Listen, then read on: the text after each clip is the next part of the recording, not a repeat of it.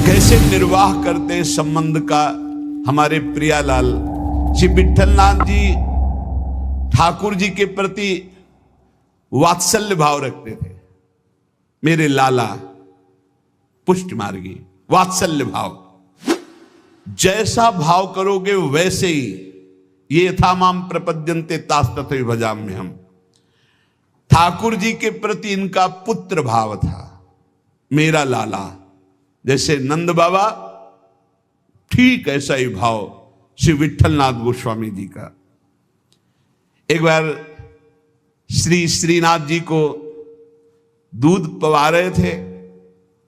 ठाकुर जी ने एक घूंट पिया दूध और कटोरा ऐसे हटाते हुए कहा जय जय, क्या कमी रह गई दूध में? ठाकुर जी ने कहा बहुत मीठा कर दिया, मिश्री बहुत अधिक डाल दी, मुझसे पिया नहीं जाता। बड़ी मनोहार करी, आज पी लो कोई बात नहीं, क्योंकि पुत्र भाव है। ठाकुर जी ने बड़ा ऐसे करते हुए पिया। दूसरी बार भोग में आपने मिश्री कम मिलाई। ठाकुर जी ने एक घूंट पिया, ऐसे कर दिया। कहा जय जय, आज क्या कमी?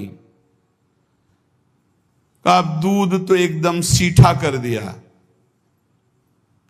फिर भी पी लो। थोड़ा ही कम तो मिश्री मिलाई, पहले वाले में आप कह रहे थे मिश्री बहुत अधिक है, तो इसलिए थोड़ी कम कर दी। बोले नहीं, सीठा है,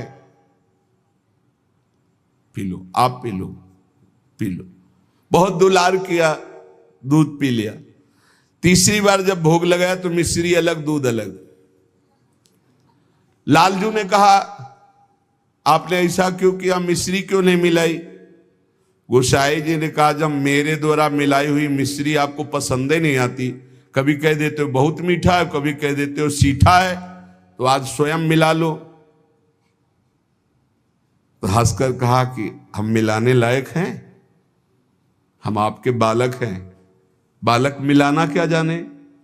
और दौड़ गए और गोद में बैठकर छाती से चिपक गए और कहा रूस गए क्या, मिला के पिलाओ, हम तो बालक हैं, हम थोड़ी मिला पाएंगे।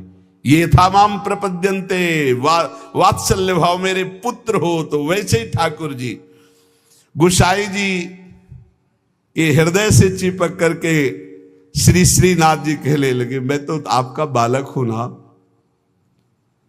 अशुभ प्रवाह होने लगा। ठाकुर जी ऐसे महान सुख देते हैं जो जिस भाव से।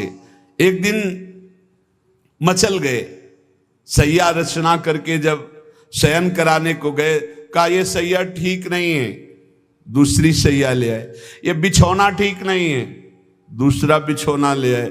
नहीं नहीं, ये रंग मुझे पसंद नहीं, और रंग का बिछौना बिछा दिया।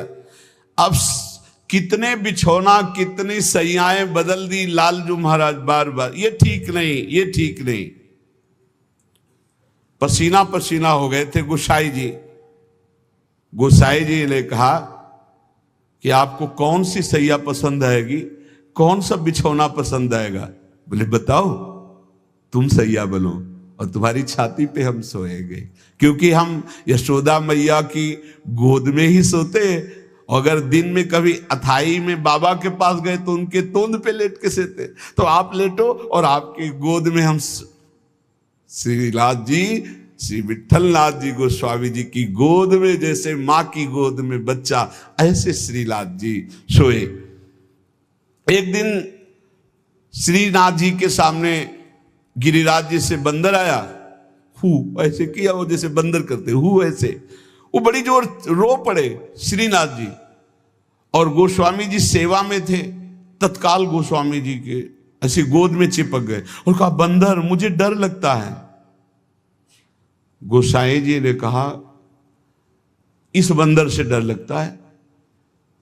बड़े बड़े भयंकर बंदर, न जाने कितने महाबली बंदर और बड़े बड़े भयंकर राक्षस रामा अवतार में तुम कैसे मारे होगे राक्षसों को, और कैसे तुम्हारे साथ बंदर सेना थी, हमारी तो समझ में नहीं आता।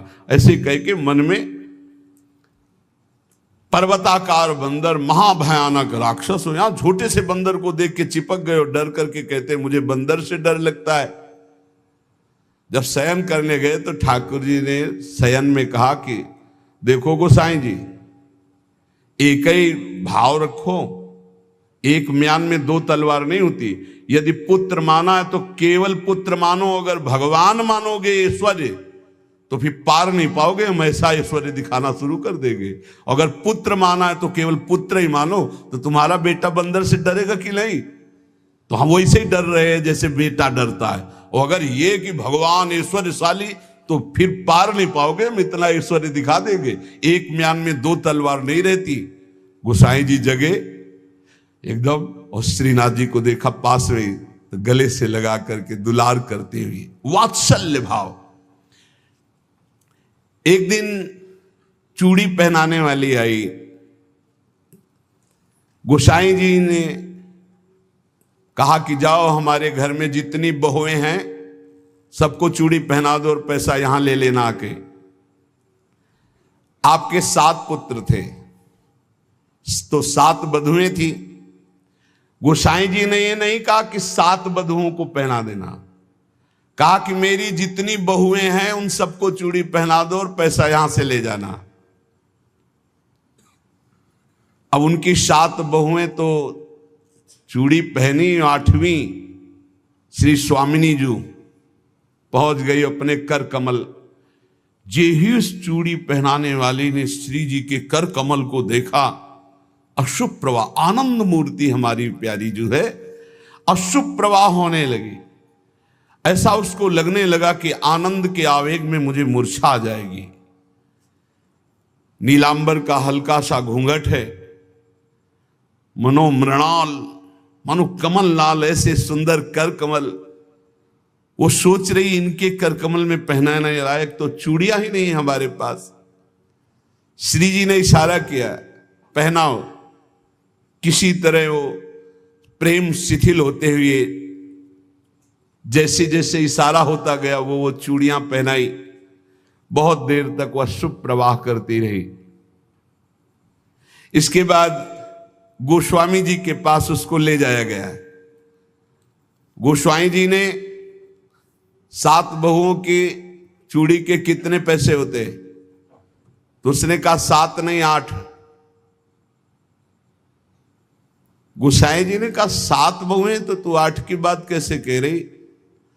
तो उसने कहा मैं कसम खा के कहती हूं मैंने 8 बहुओं को। तो बोले जब 7 हैं ही तो 8 कैसे? तो उनका मैं कसम खा के कहती हूँ 8 बहुएं थी और मैंने 8 को पहनाई है, और जो 8वीं थी वो इतनी सुंदर थी, इतनी, और रोने लगी।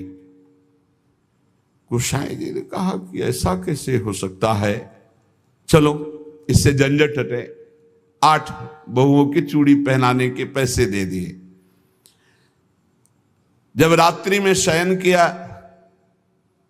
तो श्री जी ने गोसाई जी से कहा कि उस चूड़ी वाली से क्यों झगड़ रहे थे? क्या आप प्रीतम लालजू को आप अपना पुत्र नहीं मानते? हाँ पुत्र तो है ही वो, हमारे मानने की क्या बात है। तो मैं कौन हूं, पुत्र बधू हुई कि नहीं?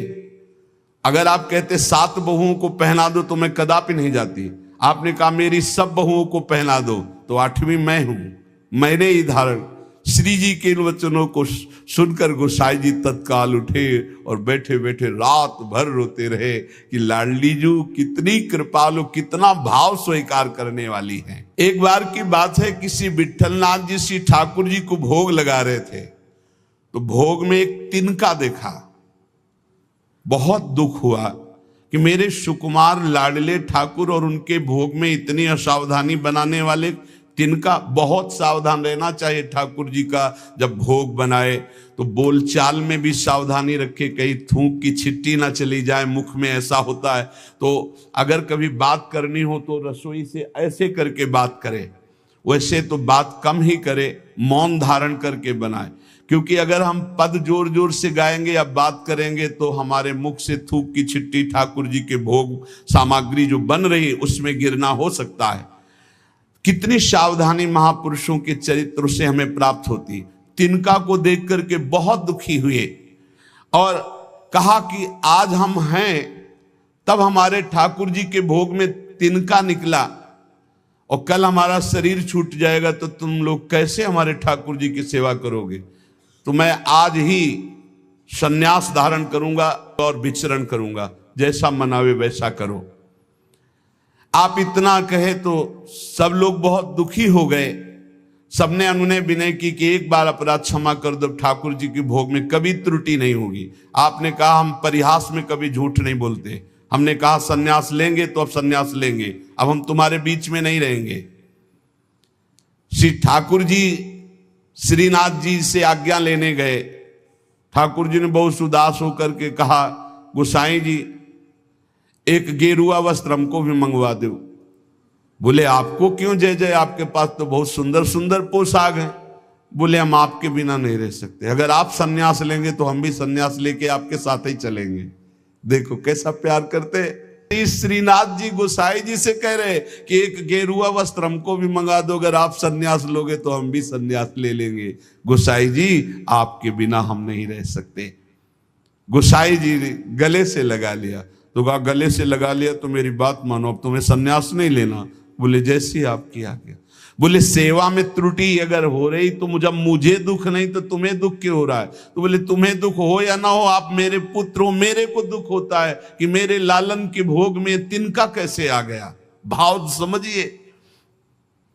श्री विठलनाथ गोसाई जी स्वयं सेवा में सावधानी पूर्वक, पर कभी कभी अगर त्रुटि हो जाए सेवा में तो बहुत ही असंतुष्ट हो। यह ध्यान रखने का विषय है कि हम केवल विग्रह की पूजा नहीं कर रहे, साक्षात श्यामा श्याम विराजमान है, साक्षात श्री जी विराजमान। हम जल पिवाएं तो उसी भाव से, भोग लगावें तो उसी भाव से, पोशाक पहरावें तो उसी भाव से। श्री गोस्वामी जी शयन करते थे गोकुल में आकर और नित्य प्रति श्री श्रीनाथ जी की सेवा में आते। यहां जतिपुरा गोवर्धन में श्रीनाथ जी विराजमान थे तो आप घोड़े पे चढ़ करके आते थे। यदि कहीं आने में कुछ विलंब हो जाए तो अन्य सेवा चाहे कोई कर ले, पर आरती आप ही रोज करते थे, आरती सेवा आप ही करते थे। आज भी बल्लभ कुल में नियम चला आ रहा है कि और ठाकुर सेवा तो सब मिलके करेंगे, लेकिन आरती गोस्वामी वंशज ही करेंगे। श्री ठाकुर जी की अक्षुण्ण सेवा गोस्वामी जी अपने बालक के समान मानकर करते। जो भगवन्निष्ठ सदाचारी पुरुष होते हैं तो उनका प्रभाव सबके ऊपर पड़ता है। उस समय भक्ति का वातावरण एक बन चुका था, जिसको देखो सब भगवान की भक्ति में निमग्न। जो श्री विठलनाथ जी थे ये श्रीमद वल्लभाचार्य जी के द्वितीय सुपुत्र है। आपका जन्म प्रादुर्भाव विक्रम 1572 में काशी के निकट चुनारगढ़ में हुआ। श्री आचार्य महाप्रभु वल्लभाचार्य जी ने प्रयाग में अड़ैल में आकर आपका जन्मोत्सव मनाया। बड़े शुभ संस्कार बचपन से ही। आचार्य महाप्रभु जी के निरीक्षण में आपने समस्त शास्त्रों का सम्यक अध्ययन किया और गृहस्थाश्रम में प्रविष्ट हुए। आपकी 2 पत्नियां थी, रुक्मिणी जी और पद्मावती जी। श्रीमद वल्लभाचार्य महाप्रभु जी के गोलोक गमन के अनंतर उनके ज्येष्ठ पुत्र श्री गोपीनाथ जी, ये द्वितीय पुत्र से श्री विठलनाथ जी। गोपीनाथ जी आचार्य गद्दी पर बैठे, परंतु थोड़े ही समय में वो गोलोकवासी हो गए। और गोपीनाथ जी के जो पुत्र थे श्री पुरुषोत्तम जी, वो अभी बाल्यावस्था को थे, तो विठलनाथ जी को ही सारा कार्यभार संभालने को मिला आचार्य गद्दी का। ठाकुर जी की सेवा, ठाकुर जी का सब ऐश्वर्य श्री विठलनाथ जी संभाले। श्री विठलनाथ जी संभाले तो, पर कृष्णदास जी ये वल्लभाचार्य जी के शिष्य और ये संपूर्ण सेवा सामग्री के अधिकारी थे।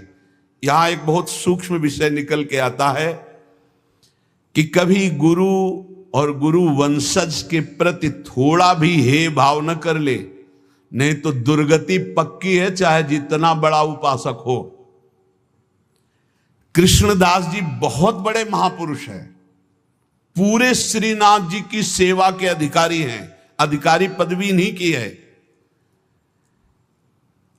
अब किसी सेवा पद्धति को लेकर कृष्णदास जी से श्री विट्ठलनाथ गोस्वामी जी ने, तो कृष्णदास जी असंतुष्ट हो गए। यहां त्रुटि हो रही है कृष्णदास जी से। कृष्णदास जी ने क्या किया कि जो गोपीनाथ जी गोलोक गमन हो गया था, तो उनकी पत्नी और उनके पुत्र पुरुषोत्तम जी अभी छोटे थे, उनसे बात की और गद्दी पर पूरा अधिकार कर लिया। पुरुषोत्तम है ही, क्योंकि उनके पिता गोपीनाथ जी अधिकारी थे, और हटा दिया श्री विट्ठलनाथ जी को। और हटा ही नहीं दिया, पूरी सेवा से हटा दिया कृष्णदास अधिकारी जी ने। पुरुषोत्तम जी को गद्दी पे बैठा दिया, उनकी मां को समझा बुझा करके दस्तखत करवा लिए और श्री विट्ठलनाथ गोस्वामी जी को हटा दिया। न श्रीनाथ जी की सेवा, मतलब आना भी बंद करवा दिया। ऐसा नहीं करना चाहिए था, ये बहुत बड़ा अपराध बन गया। और बहुत बड़े महापुरुष हैं कृष्णदास जी, कोई साधारण नहीं। आगे उनके कवि चरित्र का श्रवण करना, इतने बड़े महापुरुष। गोसाई जी को सब अधिकार छिन जाने का कष्ट तो नहीं हुआ, पर सेवा छूट जाने का बहुत कष्ट हुआ।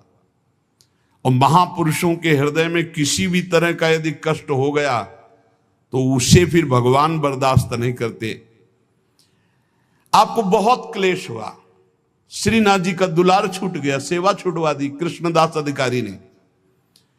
आप पाराशौली में जाकर रहने लगे, पर बहुत दुखी अंदर से। और दूर तक, वहां तक आते जहां श्रीनाथ जी की ध्वजा दिखाई देती है, वहां से साष्टांग दंडवत करके बहुत एकाग्रता पूर्वक ऐसे देखते मंदिर की तरफ, रोने लगते श्री विट्ठलनाथ जी। ये बहुत बड़ी हानि का विषय, बहुत बड़ी हानि का विषय। गुरुजनों से विरोध करने का मतलब है सर्वस्व का नाश, चाहे जितना बड़ा भी कोई तपस्वी भजनानंदी हो।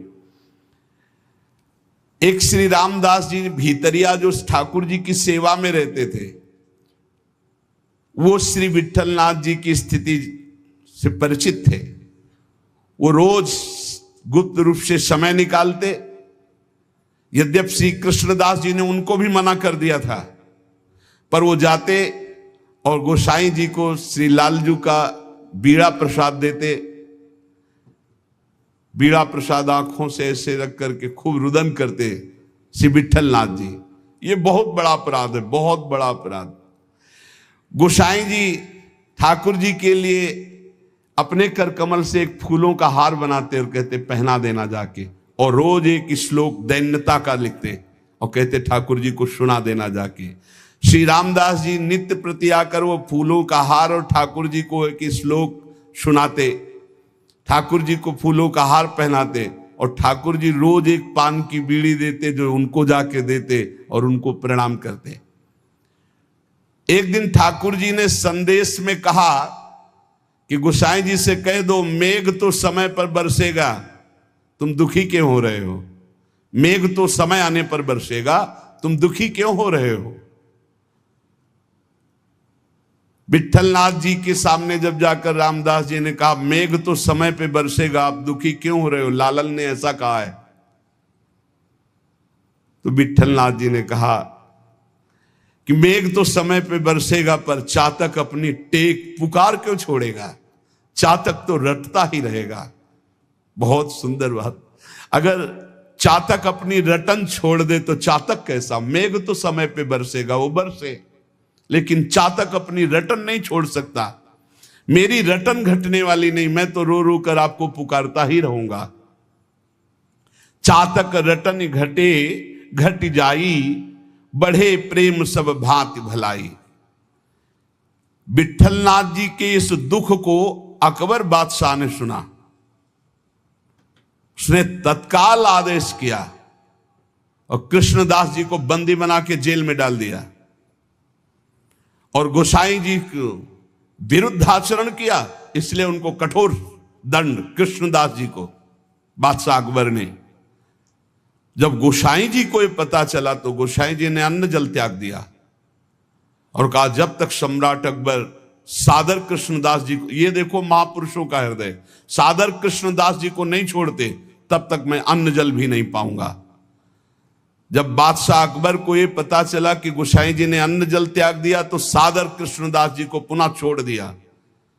कृष्णदास जी को जब ये पता चला कि गोसाई जी मेरे लिए अन्न जल छोड़ दिए, तब गोसाई जी के पास आए और चरणों में गिरे और कहा, मुझे आपके प्रभाव का पता नहीं था, क्षमा कीजिए। कृष्णदास जी ने पाराशौली में आकर गोसाई जी के चरण पकड़ लिए। गोसाई जी गंभीर हो गए। महापुरुष अगर डांट दें तो बच गए आप, और गंभीर हो गए तो पिट गए आप, बस इतना समझ लो। गंभीर इसलिए हो गए कि तुमने लालन की सेवा छुड़वा दी, सब ठीक है, लेकिन लालन की से दूर रखा, दर्शन नहीं, सेवा नहीं, इसलिए गंभीर हो गए। विठलनाथ गोसाई जी को पूर्व सेवाधिकार प्राप्त हो गया। श्री कृष्णदास जी का अंतिम लीला जानते हो कैसे हुई? कुआं में पैर फिसल गया और गिर के मरे और प्रेत बने, इसी अपराध के कारण। बहुत सावधान, इतने बड़े महापुरुष हैं, उनका चरित्र है कृष्णदास जी का, बहुत बड़े महापुरुष हैं, लेकिन अपने गुरु से अपराध बन गया। गुरुवंश गुरु स्वरूप ही है, अपराध बन गया तो प्रेत योनि को, पैर फिसल गया, कुएं में गिरे और उनके प्रेत योनि को प्राप्त हुए। बहुत सावधानी की जरूरत है कि कहीं ऐसे अपराध, नहीं तो चाहे जितना भजन हो, वो भजन बाद में तो कल्याण करेगा, लेकिन बीच में छूट जाएगा और बीच में हमारी दुर्गति हो जाए। अंतिम तो मंगल ही होगा, क्योंकि भगवान का जन कवि नामे भक्ता प्रणश्यति। जब ये प्रेत बन गए थे तब भी उद्धार गोस्वामी विठल नाथ जी के द्वारा ही इनका हुआ। अकबर क्यों कृपालु था, क्यों श्रद्धा करता था विठल नाथ जी गोस्वामी के ऊपर? एक बार श्री यमुना जी में स्तोत्र का गायन का, कंचन वर्ण तेज चमकता हुआ विठल नाथ गोस्वामी जी का, तो अभी स्नान करके यमुना जी की आराधना कर रहे थे, तो उधर नौका में जल विहार करते हुए इसकी बादशाह की कोई हिंदू बेगम होगी, तो वो दूर से देखा कि तेजस्वी तो भगवान के समान है। नौका समीप ले गई, उतरकर चरणों में वंदन किया। विठलनाथ गोस्वामी जी को देखकर उसे पक्का लगा कि ये जो आशीर्वाद दे देंगे तो पक्का। तो उन्होंने कहा कि आपसे मैं एक ही आशीर्वाद चाहती हूं कि मेरे बादशाह मेरे अनुकूल रहें। हर पत्नी यही चाहती है। आप कृपा करके कोई ऐसा जंतुर बांध दीजिए, कोई मंत्र बता दीजिए, कोई उपाय बता दीजिए कि बादशाह सलामत हमारे बस में रहे, हमारे अधीन रहे। आपने मुस्कुरा दिया कि मैं एक जंतुर देता हूं, इससे बादशाह तुम्हारे अधीन रहेंगे, और दोहा लिख करके भुजा में बांध दिया। यंत्र मंत्र और तंत्र को भूल करो जन कोय, पति कहे सो कीजिए वो आप ही बस होए। ये दोहा लिख करके बांध दिया। दूर से गुप्तचर लगे रहते थे। गुप्तचर ने कहा कि विठलनाथ गोस्वामी जी ने कोई जादू टोना करके आपकी हिंदू बेगम की बाह में जंतुर बांध दिया है। तत्काल आया, जब वो महल तोड़ दिया जंतुर और उसे कहा खोला जाए, खोला गया। और जब ये दोहा पढ़ा कि यंत्र मंत्र और तंत्र को भूल करो जनि कोई उपाय मत करो, ये यंत्र तंत्र मंत्र जंतर वाला, पति की आज्ञा में रहो, इसी से पति अधीन हो जाएगा। जब ये दोहा पढ़ा कि पति की आज्ञा का पालन रूप परम बल है जो पति को अधीन कर लेता है, बहुत प्रसन्न हुआ और कहा इसी समय मुझे विठलनाथ गोस्वामी के चरणों में जाके प्रणाम करना है और उनके दर्शन करने। तब से बहुत श्रद्धा विठलनाथ गोस्वामी जी के ऊपर, और वो आकर के गोकुल में और गोवर्धन में बहुत सी संपत्ति, जमीन, ये सब विठलनाथ गोस्वामी जी को दी। श्रीमद वल्लभाचार्य महाप्रभु जी ने पुष्ट मार्ग का प्रवर्तन किया। विठलनाथ गोस्वामी जी ने उसका बहुत प्रकाश किया। श्री सूरदास जी, कुंभन दास जी, परमानंद दास जी, कृष्णदास जी, ये वल्लभाचार्य जी के शिष्य, और नंददास जी, चतुर्भुज दास जी, श्री गोविंद दास जी, श्री चीत स्वामी, ये विठल नाथ जी के शिष्य, ये रात दिन ठाकुर जी की सेवा में, पद गायन की सेवा में रहते थे। जिस समय महाप्रयाण का समय आया तो विठल नाथ गोस्वामी जी ने सातों पुत्रों को बुलाया और अलग अलग ठाकुर जी प्रदान किए। 7 पुत्र श्री गिरधर जी, श्री गोविंद जी, श्री बालकृष्ण जी, श्री गोकुलनाथ जी, श्री रघुनाथ जी, श्री यदुनाथ जी और श्री घनश्याम जी, ये 7 पुत्र श्री विठल नाथ गोस्वामी जी के थे। सातों को अलग अलग ठाकुर सेवा प्रदान की। श्री गिरधर जी को श्री ठाकुर मथुरेश जी, जो वर्तमान में जतिपुरा गोवर्धन में विराजमान है। श्री गोविंद राय जी को श्री श्रीनाथ जी, जो वर्तमान में राजस्थान में श्रीनाथ द्वारा में विराजमान है। श्री बालकृष्ण जी को श्री द्वारिकाधीश भगवान, जो वर्तमान में काकरौली में विराजमान है। श्री गोकुलनाथ जी को, जो वर्तमान में श्री गोकुल में विराजमान है। श्री रघुनाथ जी को श्री गोकुल चंद्रमा जी, जो वर्तमान में कामवन में विराजमान है। श्री यदुनाथ जी को श्री बालकृष्ण भगवान, जो वर्तमान में सूरत में विराजमान है। श्री घनश्याम जी को श्री ठाकुर मदन मोहन जी, जो वर्तमान में कामवन में विराजमान है।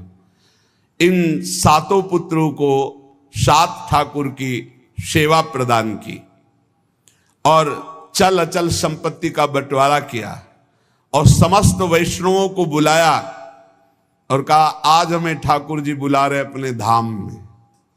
ऐसे जाना होता है महापुरुषों का। मृत्यु मृत्यु नहीं, महोत्सव होता है।